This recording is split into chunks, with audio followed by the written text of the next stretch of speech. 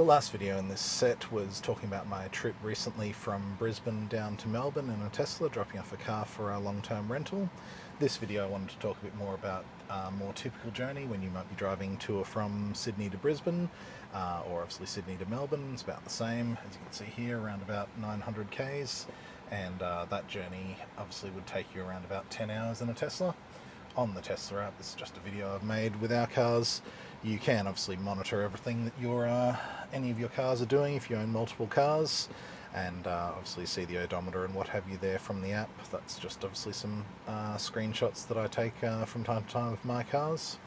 So I just wanted to sort of go over the economics of how that actually stacks up if you were wanting to basically drive, using that example, Brisbane to Sydney 900 k's. You would start off obviously with typically, as you can see in the distance, solar for free, with 400 k's in a current Tesla, and then that journey to Sydney might require 500 or 600 k's of charging at superchargers.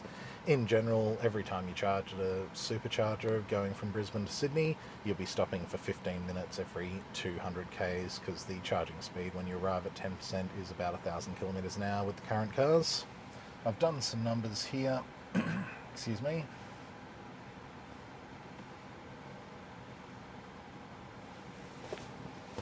See if I can hold this out of the sun so you get a better view. If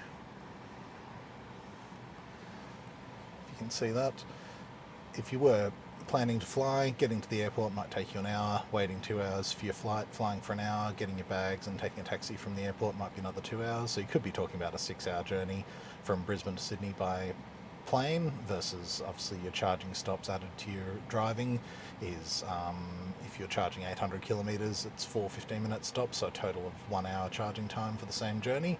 And obviously if the car drives you, or if you drive it at night and can sleep in the car, then you can be looking at actually a more time effective way of traveling between those two locations.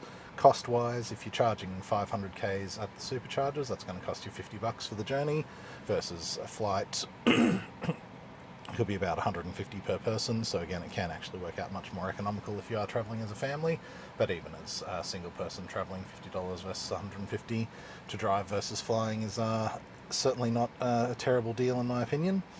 If you were wanting to rent a car from us, we do have the teslataxi.com.au website where we will rent out cars, and we can include supercharging for those long distance travel. But the main point of this video is just put in context exactly how much it does cost to move from state to state in a Tesla. If you'd like more information, teslataxi.com.au. Thank you.